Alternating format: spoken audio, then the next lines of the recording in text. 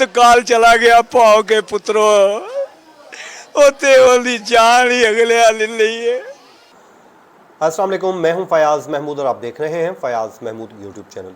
नाज़रीन, बात करेंगे पुर्तगाल में पेश आए बड़े ही एक अफसोसनाक वाक़े की, जिसमें एक पाकिस्तानी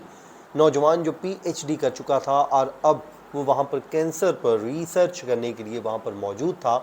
और अचानक से ख़बर आती है कि वो पुरअसरार तौर पर इस दुनिया में नहीं रहा। ये वक़ूआ कैसे हुआ और उसके पीछे अब ये सब कुछ वाक़यात हो चुका, लेकिन कई सवालात को वो जन्म दे गया है। उसकी फैमिली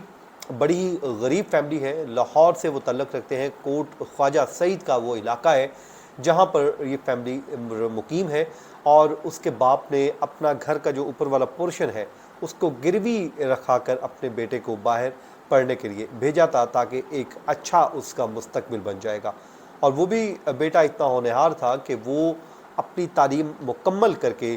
यहाँ पाकिस्तान लौटकर मुल्क की खिदमत करना चाहता था।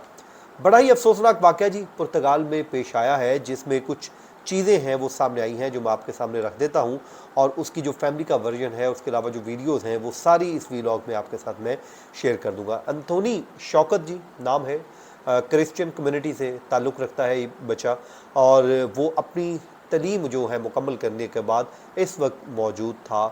पुर्तगाल में। इब्तदाई तौर पर इसने 8 साल कबल अपने सफ़र का आगाज़ किया और स्वीडन गया। वहाँ पर जाके उसने अपनी जो है इब्तदाई तालीम जो है हासिल की, और उसके बाद जर्मनी पहुँच गया, और जर्मनी में जाकर उसने PhD मुकम्मल कर ली। और उसके बाद PhD मुकम्मल करने के बाद अब वो कैंसर के ऊपर एक तहकीक कर रहा था, उसका एक प्रोजेक्ट था, उसको मुकम्मल करने के लिए वो पुर्तगाल में मौजूद था। बताया जाता है कि पिछले माह 18 अप्रैल को ही वो एक माह पाकिस्तान में गुजारने के बाद वो यहाँ से गया था, और उसके बाद अब आज उसके अहले खाना, जिस वक्त मैं आपसे मुखातिब हूँ, जो है डेट है 15 मई 2024, इस वक्त उसके अहले खाना अपने बेटे की लाश के मुंतज़िर हैं। मतलब एक माह भी नहीं हुआ और उनके जो ख्वाब हैं वो शीशे की तरह टूट गए हैं, किरची किरची हो गए हैं, और वो आज इंसाफ की भीख मांग रहे हैं। सबसे पहले बताते हैं जी ये वक़ूआ रूनुमा कैसे हुआ, और कैसे इस ख़ानदान को, बदकिस्मत ख़ानदान को मालूम हुआ कि उनकी तो दुनिया ही लुट चुकी है। पुर्तगाल की पुलिस बताती है कि जी शौकत जो है, बल्कि मैं आपको थोड़ा सा और बता देता हूँ कि एंथोनी शौकत के जो मामू हैं वो बताते हैं कि उनके जो भांजे हैं एंथोनी शौकत, वो पुर्तगाल के शहर जो है पोर्तो में रिहाइश पजीर थे, और 11 मई 2024 को जब घर वालों ने उसके साथ रब्ता किया तो उसके नंबर्स, उसका व्हाट्सएप और उसकी ईमेल तमाम के तमाम बंद जा रहे थे, और ये 3 दिन मुसलसल जो है वो रब्ता नहीं रहा। अब फैमिली ज़ाहिर है परेशान होना शुरू हुई, क्योंकि अब वो रोज़ाना के बुनियाद पे फ़ोन करता था, और जब उसने कुछ दिन फ़ोन नहीं किया तो फिर इन्होंने वहाँ पर उसके कोई जो जानने वाला दोस्त था या जिसको भी वहाँ पर फ़ोन किया, फ़ोन करके उसकी मालूमात हासिल की, और उसके बाद जब उनकी मालूमात हासिल की गई तो मालूम ये हुआ कि उसके दोस्त ने कहा कि एंथोनी गायब हो गया था, जिसके बाद वहाँ की मुकामी पुलिस को हमने बताया, और पुलिस ने पासपोर्ट नंबर और दीगर कवायद लेने के बाद हमें बताया है कि उसका तो कत्ल हो चुका है। और कत्ल की जो वजूहात बताई जा रही हैं वो ये बताई जा रही कि उसका लैपटॉप, मोबाइल और दीगर जो उसके पास नकदी थी, ये एक डकैती हुई, डकैती के दौरान उससे छीना गया, और उसने मुज़ाहमत की, और मुज़ाहमत करने के बाद वो उसको वहीं पर ही मुज़ाहमत करने पर मार दिया गया। ये हालात हैं जी, सिर्फ जो हम पाकिस्तान में बैठकर अपने ही मुल्क को गालियाँ देते रहते हैं कि पाकिस्तान में ये डकैतियाँ हैं, वारदातें हैं, और ये पूरी दुनिया में है, इवन कि न्यूयॉर्क में भी है, लंदन में भी है, कोई मुल्क इन जराइम से सेब महफूज नहीं है। लेकिन हम जो है कि अपने ही मुल्क को गालियाँ बकते रहते हैं, अपने ही मुल्क का जो है बुरा भला सोचते रहते हैं, तो मसाइल जो हैं हर जगह पे हैं, लेकिन उन मसाइल का हल निकाला जाता है। तो बहरहाल पुर्तगाल में ये वाक़या पेश आया। उसके बाद अब उसकी जो फैमिली है वो ये बताती है कि हमारा जो है बच्चे के साथ, हमारे साथ रोज़ाना की बुनियाद पर रब्ता रहता था, लेकिन 1 हफ़्ता हो गया था उसने घर में से कोई रब्ता नहीं किया था, और फिर हम सब परेशान हो गए, और उन्होंने कहा कि उसकी जो एक ईमेल थी, व्हाट्सएप था, और जो दीगर जो उसी के साथ रब्ते के तमाम जो ज़राए थे वो बन जा रहे थे। फिर उन्होंने कहा हमने बहुत कोशिश की, लेकिन उसके बाद उसके एक दोस्त से हमने रब्ता किया और उनसे रब्ता कायम हुआ तो मालूम हुआ कि वो तो गुज़श्ता कई दिन पहले कत्ल हो चुका है और डकैती के दौरान एंथोनी से उनका फ़ोन, नकदी और लैपटॉप भी छीन लिया गया था।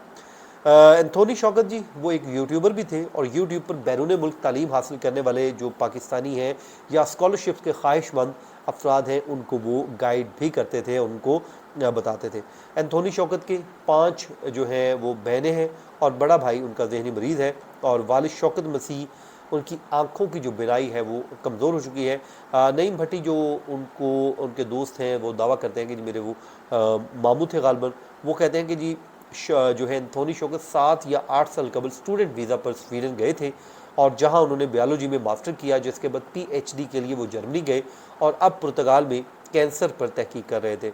उनके वालिद शौकत मसीह का कहना है कि जी मेरे बेटे को पढ़ने का शौक़ था, इसलिए मैंने अपना घर का ऊपर वाला जो पोर्शन है उसको गिरवी रखा और गिरवी रखकर उसे बाहर भेजा था और आज तक हमारे घर का वो हिस्सा गिरवी पड़ा हुआ है। ज़ाहिर है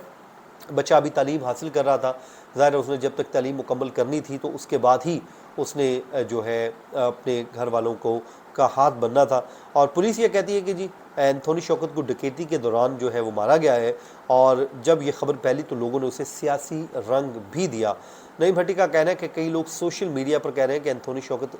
जो शौकत खानम कैंसर अस्पताल के लिए रिसर्च करने गया था, उन्होंने कहा कि ये बात भी बिल्कुल गलत है। एंथोनी का शौकत खानम से कोई ताल्लुक़ नहीं है। और नईम भट्टी ये भी कहते हैं कि हमने पाकिस्तानी सफारतखाने को ईमेल की है, उन्होंने कहा कि जल्द आपसे रब्ता करेंगे, लेकिन ताहाल हमें कोई नहीं बताया जा रहा। ये जिस वक्त मैं आपसे बात कर रहा हूँ हो सकता है अब तक उनका रब्ता हो चुका हो। 6 माह बाद जी वो कहते हैं कबल एंथोनी शौकत पाकिस्तान आए थे और 18 अप्रैल को वो वापस गए थे और उनके वालिद ने कहा कि ख्वाहिश थी कि वो अपनी तालीम मुकम्मल करके पाकिस्तान आए, लेकिन अब तो हमें उसकी लाश के लिए इंतज़ार करना पड़ रहा है। जबकि हुकूमत की जानिब से वो कहते हैं जी हम कोशिश है कि हुकूमत पाकिस्तान हमारे बच्चे की लाश लाने में हमारी मदद करे, हमें इंसाफ दिलाए। वो कहते हैं जी मेरी 5 बेटियां और एक बेटा ज़हनी मरीज़ है, हम सब पर क्या गुजर रही है वो ये कहते हैं कि हम ही जानते हैं, लेकिन सिर्फ ये दरख्वास्त है कि हमारे बच्चे की लाश हम तक पहुँचा दी जाए। दुआ जी अल्लाह ताला सबको अपने हिफ्ज़-ओ-मान में रखे, इस बच्चे की फ़ैमिली को सब्र अता फ़रमाए। बस जो है मैं इतना कहूँगा